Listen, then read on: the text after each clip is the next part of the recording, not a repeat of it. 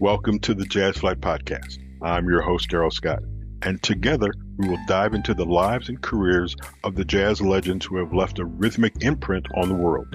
Be prepared to reminisce on the highs and the lows of their musical journey and the trials that sculpted their timeless musical gems. We'll preserve the legacy of these extraordinary maestros and find inspiration in the melodies of their lives. Subscribe now and never miss a beat. Now, let's get to the show.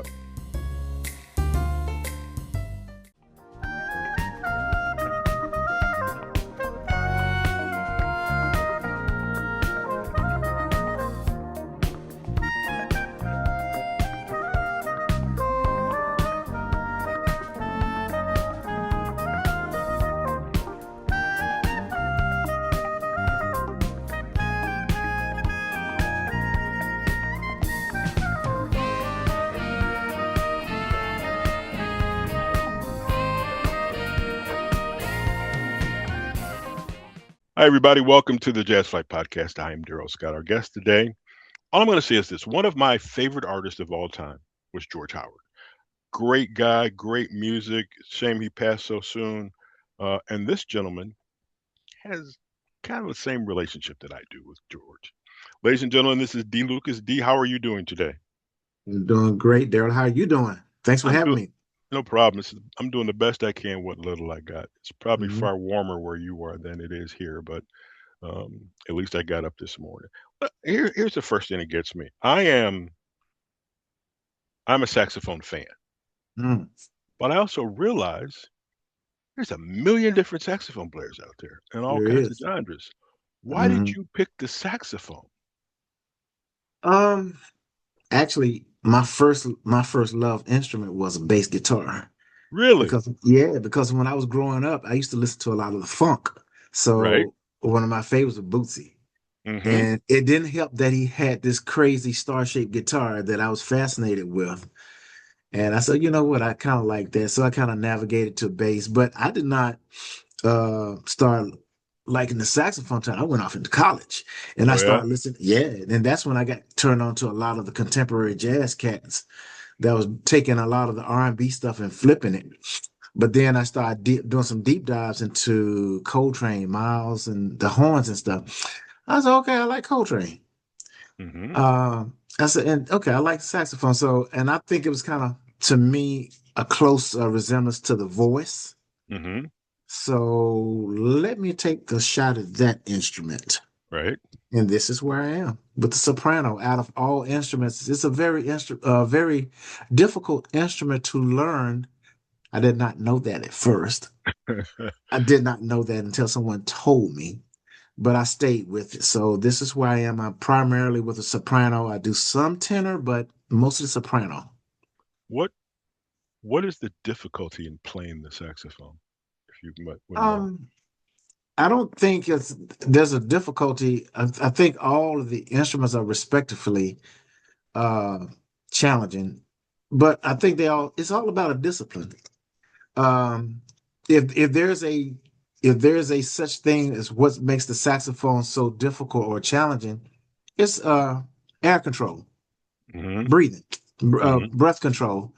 But just like anything, you have to learn the instrument just like any other instrument. But I think the discipline comes in with breathing techniques, air control. That's where it is. It's funny. And before we got started, we were talking about Kirk Whalum. I saw Kirk at a show here in town. And he did that thing and he's walking amongst the audience and he's holding like one note. Yep. What? And is it called circular breathing? Is that what it's called? Yeah, it's called circular breathing, where you are bringing in air, holding a pocket of air, but as you blow out, you are bringing air in. It's not a hard concept, but again, it's a discipline thing. And a lot of people, they learn that through just taking a straw and blowing through a straw, so to speak. But it's a little bit more to it. But again, that's one of the techniques that makes the saxophone a little bit more challenging, is because of the breath control. And all it takes is one waver of the note, and it can just throw your intonation off. That's the difference. That's where saxophones kind Oh, okay, now this is becoming a cantankerous instrument. So, yeah, Cantankerous instrument. I'm yeah. gonna use that. So we had a mutual friend, um, Hmm. passed away many years ago, Hmm. but he was just a great guy, George Hmm. Howard. Oh yeah. What is the influence that George, his music, his playing had on you? Um, I think I think George had a unique style, and that's I think it kind of aligns with my personality. I'm not one of those uh the part of the crowd, the in crowd. I was always a Hmm. person that was on the outside. I like uniqueness. I like people that go left when everyone else goes right. Hmm. And what I mean by that, George had a different style. He just didn't sound like your traditional saxophone player. He had a different approach to it. And I think a lot of that came from the classical training that he had. Um, so it was very unique and he had a beautiful tone. I think that's one of the things that kind of he hung his hat on was his tone. You knew Yes. his tone is the first 3 or 4 seconds of his records. Right. Yes. Yes. And that's what we all chase as artists. Unique signature sound. He had that. And playing a soprano, and at the time, I didn't see a lot of soprano players. So that again was a very unique approach. So that's what gravitated me to the instrument and also to some of his influences. But you have to think about the fact that I went through the school of George, but we all went through the school of Grover Washington. I knew you'd say that. Yes. We all went to that same school. It's that urban soulful thing, but it was a but it's a discipline where it's not processed, it's not manufactured. It just whatever comes out. It is what it is. It is funny. There was a time some time ago when they said smooth jazz, contemporary jazz, whatever you want to call it, Yeah, wasn't jazz. You know, right, it had to be Coltrane, it had to be Miles, it had to be Wes Montgomery, it had to be stuff like that. And then right. having a conversation, George being one of the conversations I had, he goes, Daryl, I'm influenced by, and I can't remember now who it was, but there was somebody, and that related back to that those gentlemen, the Coltranes and folks like that. And I go, Hmm. well, if you're influenced by that, then how can this not be jazz? Because and George was one of those cats that went, here, go listen to this, and then go listen to this song, Yep, and you'll hear the influence. You'll yep, hear the Coltrane thing. yep, You'll hear the Grover thing. You'll hear this. yep, yep. And then I had a not a heated conversation, but a heated conversation with someone who said, well, still not jazz. Well, wait a minute. If I'm influenced by Coltrane, by Wes Montgomery, and Yeah, that was the example at the time was Wes Montgomery. yeah, He goes, George Benson is influenced by Wes Montgomery, who's influenced by Charlie Christian. So you tell me how it's right. not jazz. And I'm like, I got no argument with you. I understand. But it was such a, it was just so weird. And now it seems to have all come to center where everything is just jazz. You still have some, I call them silos, Right. um, because of different I, jazz. But I think that's also because of the personalities of the people who I, are playing. I totally agree, but I tell you what, just to augment on what George was saying, and you as well, when you say well, it's not jazz or what have you, well, even back traditional jazz, straight ahead jazz, whatever, it all took different forms. Right. Yes. But even in today's contemporary smooth jazz, if you really want to hear it, just take the backbeat off. Just take the drum away. Because that's what locks people in is that backbeat. It gives you that R&B thing, that pep thing. But if you take the backbeat off that music and listen to the lines are no different. Hmm. If you just take away the chord changes, because that's the difference between smooth jazz and traditional jazz. It's just the traditional jazz is more chord changes. Hmm. We play less chord changes because it's more R&B. So it's more motifs over and over again. But if you take that stuff away and just listen to the actual voice lines, those lines are the same bebop licks. It's the Yeah, same stuff. I know. It's just there are times I just want to, you go to concerts sometimes, and I argue, I argue with people about it. Sometimes I just want to hear music. Yeah, I don't care. I ain't Yeah. got to sit in the fourth row. I ain't got to do all this stuff. Right. I just want to sit back and listen to good music. Right. And there are many different, once again, silos of jazz, and it can all be very relaxing. It can be very uplifting. It can be very Right. motivating. You just sometimes you go, just listen. Don't do anything Just else. Just listen. listen. Just listen. That's all you got to do is listen. Yep. All right. At an early stage in your life, and I'm having difficulties Hmm. when it comes to this. When did you start your own record label? Um,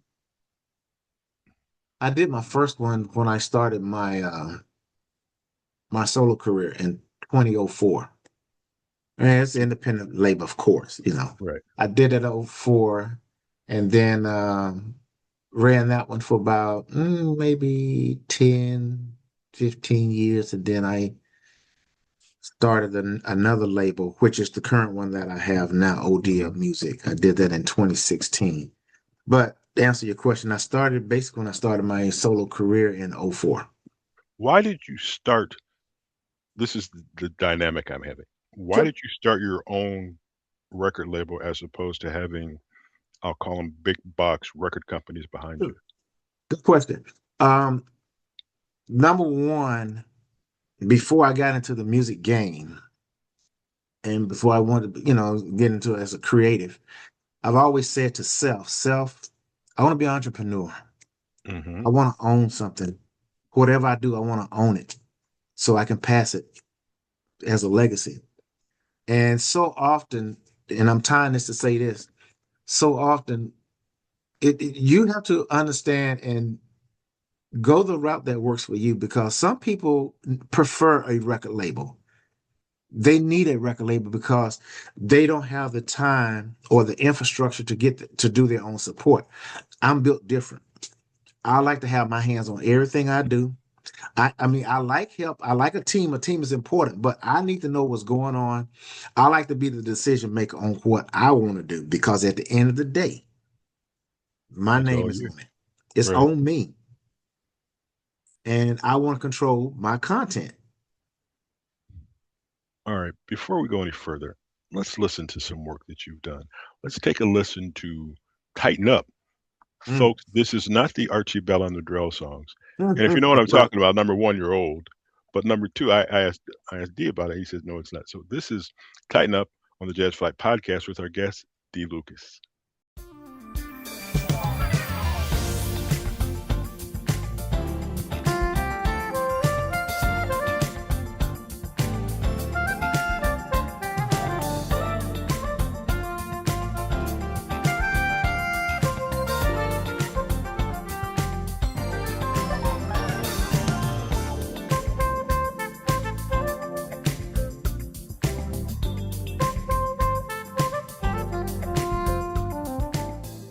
Let's Tighten Up from Dee Lucas on the Jazz Flyte Podcast. He is our guest today. I want to get back into this record label thing because there's so many. When I started in this field 112 years ago, um, everything was CBS, Warner Brothers, Reprise, GRP. That was like, and you got certain things. But now you're in control of your stuff when things are released. I used to get a box of 25 CDs every week from a Mhm. particular artist. And now you don't have the CD, so to speak. Everything is streaming. Yeah, How have you adjusted to all of that? Because that, don't get me wrong, that's a major shift in it what is. used to be. How do you deal with that? How did you learn all of that? Um, well, it's not easy, that's for sure. Right, But you have to have an open mind, and if you have an open mind, you adapt to more. You learn it much easier if you don't have a closed mind. hmm, So it's always good to ask questions, always good to research, always be open for new ideas.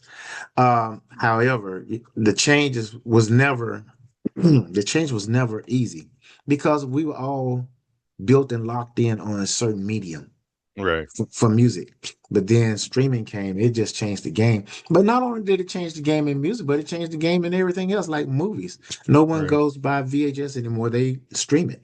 So it's the right. same thing.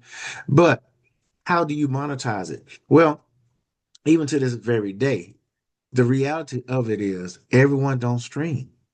There's still a lot of people that still buy physicals. So even with that, you have to don't leave money on the table, as they say. Uh, but just have to navigate and embrace all the different working parts of technology and just keep an open mind. I think like CDs today, I still sell pretty good on CDs because there's a certain demographics. They go to your shows and they want to take home something tangible. Right, They can't take exactly. home streaming. Right. Even if they don't play it, they can take home something tangible from the show, from the experience. And my mind, here's my I'm a practical person now. If people are trying to bring back vinyl, then why not keep CDs? Because last time I checked, vinyl cannot be played in cars. That's true. It's true. Because if vinyl can be played at home, so can CDs. So I'm Right. just gonna stay right there. I'm not leaving any money on the table, man. So if it's CDs, if it's USBs that I have as well, if it's stream, I'm doing all of it because I want to make sure I tap into all audiences. How do you manage your time then? Because Mm-hmm. all right, now this is my feeble brain. You have to rehearse. You Mm-hmm. have to you have to get together a recording session, get all the musicians together, or get the music to you, and Mm-hmm. do that. And then the same thing, you've got to market yourself. You Yep. got to send out CDs. You got to send out USBs. Yep. When do you have a free moment, or how do you manage all of that? Well, I mean, it's definitely time management concept, but it's something that you develop. It's something that you learn, something that you train from previous backgrounds or just over a period of time. So see, I learned my time management. Of course, I went to college. And, if you go to college and you're on your own, you learn that just in nature. Right. And if you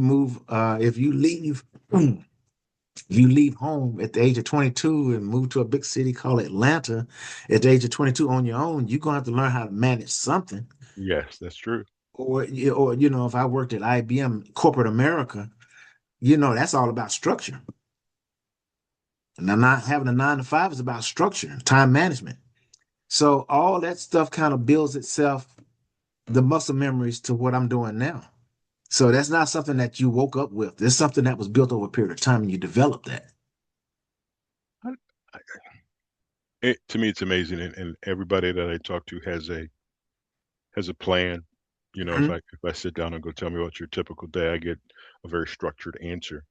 The Hmm. other thing I miss about music is and I've only seen it once or twice, is when all the musicians showed up at a studio and you Hmm. could see the drummer playing, you could see the bass player playing. You Yep. don't have that now because everything is shipped to you. You Yep. have a studio in your house. You can Hmm. kind of work at your own pace.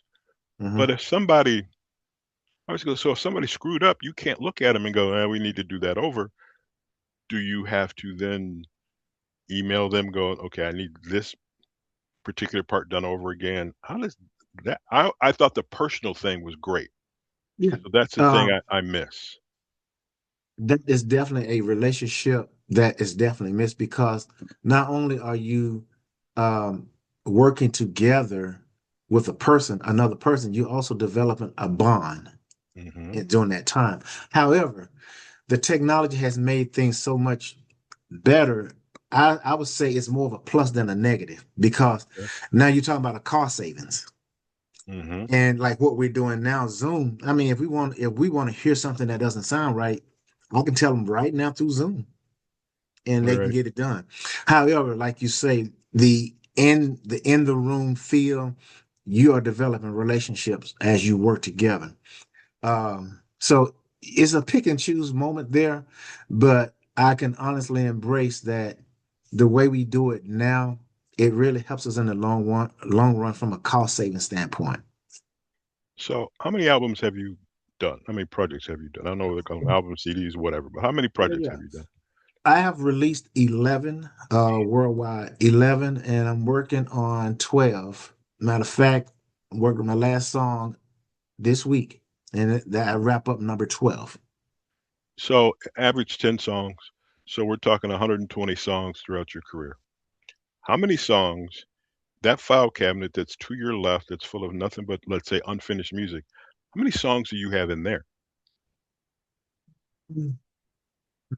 Good question. I have ideas. Okay, right. I have a lot of ideas I sit on. So I have more ideas than I have music that's out there released. Mm, mm, mm. Yeah. Do you, do, So do you ever go back and say one strikes your fancy, you go, I need to finish this, and then you put it on the next release? I can do something even better. Okay, what's that? That's a record that I've done before I became a solo artist. And I had a group that I formed called Expressions. We released that record in 2001. Mm-hmm. And here we are 25 years later. I said, you know what? These songs don't sound right. I mean, these songs don't sound right. I mean, basically what I wanted to do, I want to take these songs 25 years ago and bring them up to date. Mm-hmm. And I'm taking one or two songs from that project because at the time people loved them. Right. But I would be afraid to even play these songs now in today's standards and the way people are playing and producing records. And that's no, I'm gonna keep this thing shelved. But I'm taking songs from that particular project and add them to my future projects. And I want to bring them to life because arrangement wise, sonically, I mean, arrangement wise, they're beautiful. Mm-hmm. Sonically, they needs to be up to date. And Right. I don't want to bury these songs. So it's songs like that that I can bring to life. There's ideas that's always in my head or stored away that I collaborate with other producers. Hey man, this is what I'm doing here. What can you augment right here? And that's how we keep this projects going, man. Okay, you got a project out now called 20, where you worked with Michael Bronick and also Adam Hawley. Hmm. Um, what? How do they get to you? How do you get to them? How does this relationship start and keep going? A lot of it, you meet them on the road at concerts or when we do shows together, or we on the bill together. That's the beauty of when we do concerts or festivals, because it's more to it than just a performance. A lot of times, it's the backstage fellowship that we form a bond and stuff, or just word of mouth. You check them out. Hey man, I like what he's doing. I reach out to him, and like Adam, for example, I I knew Adam. I knew of him when he was on Columbia Records, the label that was with Maurice White. Mm-hmm. But I watched him progress, like I was moving along too, and I reached out to him. Of course, I reached out to him on phone, the social media as well, and I wanted to listen to some of the music that he had stored away. I said, okay, this is something I would like to do, some stuff that I would put on my record, and we did. My first project with him was during the time is now, during the pandemic, and we formed a good relationship that way. Um, Other musicians, we play together. Like for Mm-hmm. example, David P. Stevens, um, guitars. We play together, and but he's also a producer, songwriter. And we sit down. Hey man, we need to do some stuff together, and that's how that comes. That's how the song "Sir Mm-hmm. Duke" came about. Okay. All right. Let's take a listen to 20, Mhm. produced by Michael Bronick and Adam Hawley on the Jazz Mhm. Flight Podcast with our special guest, Dee Lucas.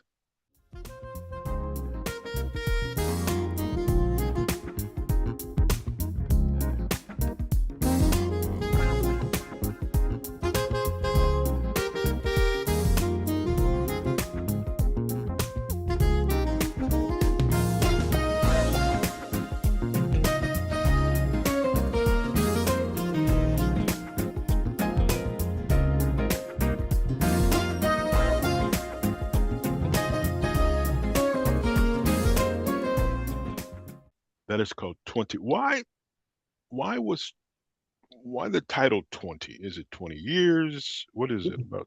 It was a celebratory moment. It was a representation of me being in the business for 20 years as an artist. Wow. I started my solo record in '04, and I dropped 20 in 2024. So it was just a recognition of my journey. How do you how do you keep All of a sudden, this song just hit me. How do you keep the music playing? How do you keep changing? How do you keep having new songs? And I say this a lot, and people are probably getting tired of me saying this, but I think musicians are geniuses because whether it's every year, every 2 years, you come out with something that's totally different, got a Hmm. different feel, a different flow, whatever. How do you maintain that level of creativity? Well, I think as artists, we speak to what's around us.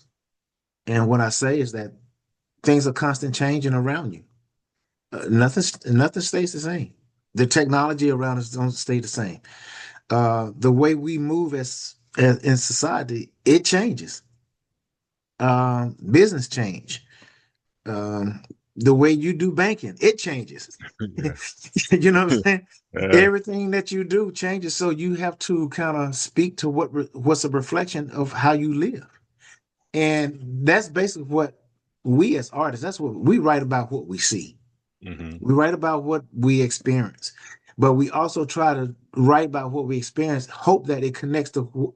Hope that you can relate to what we're saying, because we're not the only ones that's going through this.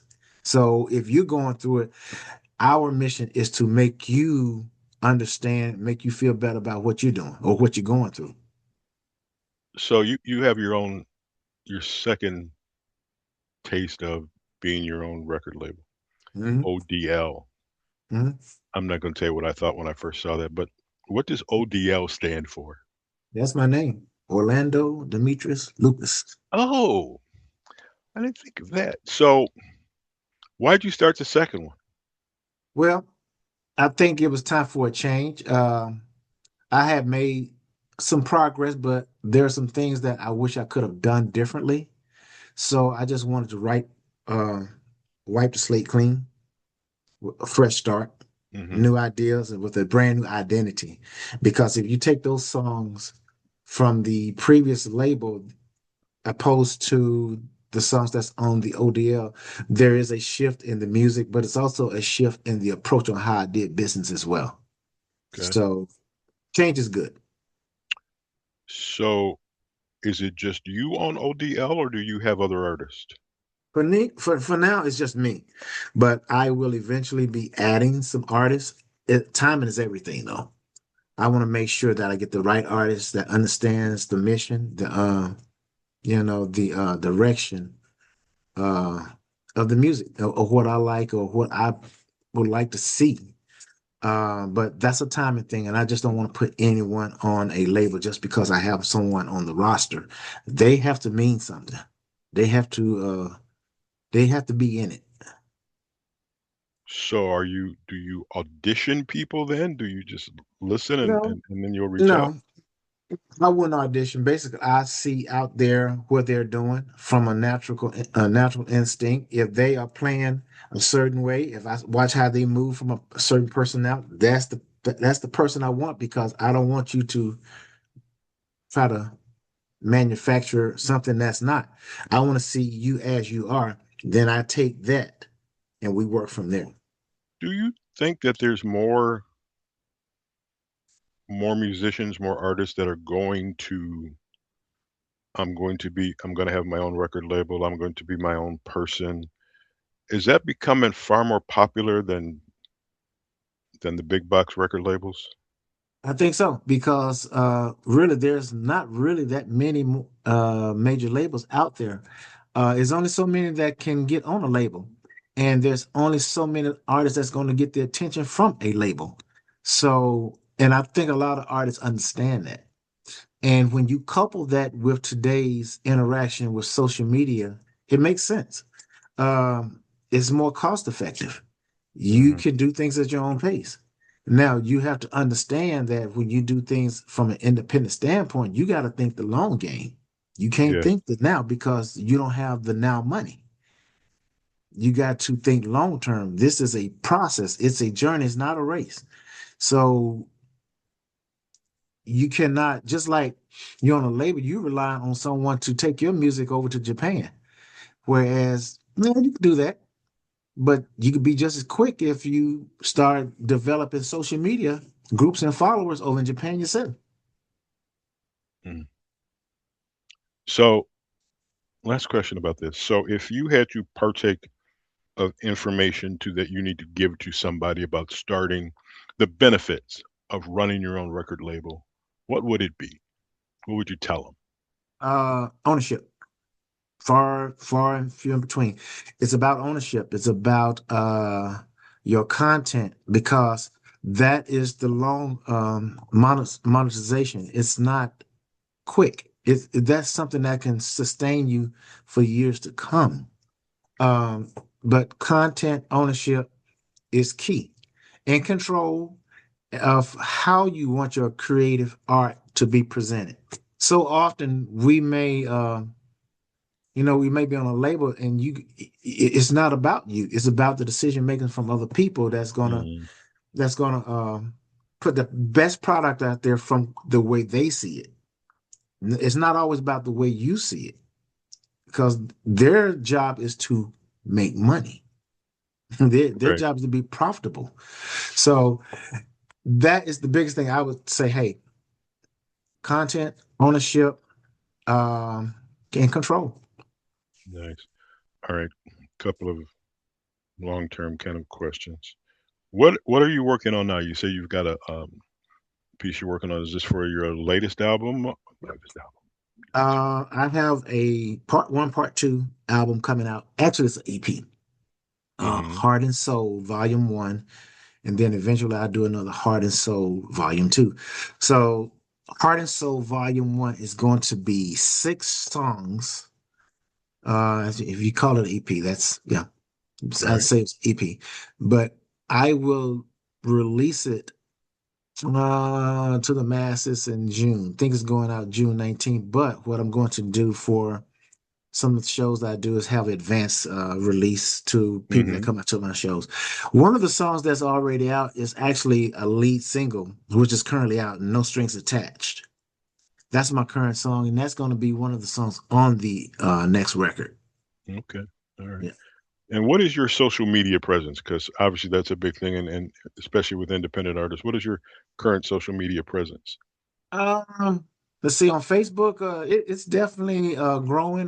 But even IG is growing pretty good right now.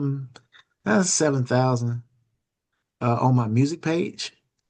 Um, IG is like 4,000. But the good thing about it is that I pretty much try to be in tune with all 7,000 some kind of way. I Right. try to respond to them, whether they DM me or engage on my posts. I try to respond to all of them. So it's growing. I wish I can do more, but I'd rather have a small following that I can engage with as opposed to 80,000 I don't know or don't respond because I like to have a connection with who I'm dealing with. It's funny that you say that, and we'll get into that on an off air conversation. Dee, Mhm, this has been great. I appreciate because I'm that old person who still mhm, believes in record companies and all that sort of stuff. I still believe in you all flying to California, going to somebody's studio and making music and stuff like that. mhm, I'm still mhm, trying to wrap my head around, and I'm a computer guy, so I'm mhm. trying to wrap my head around. I can't imagine what you have in your house that you can mix piano, drums, bass, so forth and so on, and Mhm. make it work. But I'm used to splicing tape and mixing everything together, so it's there. I Right. just have to expand upon it. I greatly appreciate the time. This has been great. Um, we'll have to stay in touch. Whatever you come out new, please include Jazz Flight on the list so we can get it out to Yeah. our social media. I would greatly Yeah. appreciate that. Let's stay in touch. We will do whatever we can to make you get to from 7,000 to 10,000. Hey, I Um, appreciate it. and do what we can. Ladies and gentlemen, you've been listening to the Jazz Flight Podcast. I am Darrell Scott. He is Dee Lucas. It's been fun. If you want to learn more about the folks that we talk about, you need to subscribe. That's all I'm gonna say. Just subscribe. There's a button at the end of the show that talks about subscribing. There's a YouTube channel which lists all 130 plus shows that we've ever done. So we're trying to get it out there. We're trying to make this music happen. We're trying to make it available to everybody and make sure that you can get to it all. So once again, thank you very much. Dee, thank you very much. You have been Pleasure. listening to the Jazz Flight Podcast. I'm Darrell Scott. We will talk to you next week.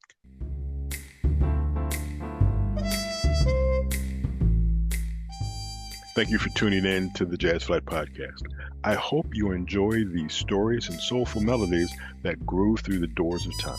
If you want to stay connected with the latest updates and episodes, don't forget to subscribe to my channel and hit the notification bell. Until next time, I'm Darrell Scott.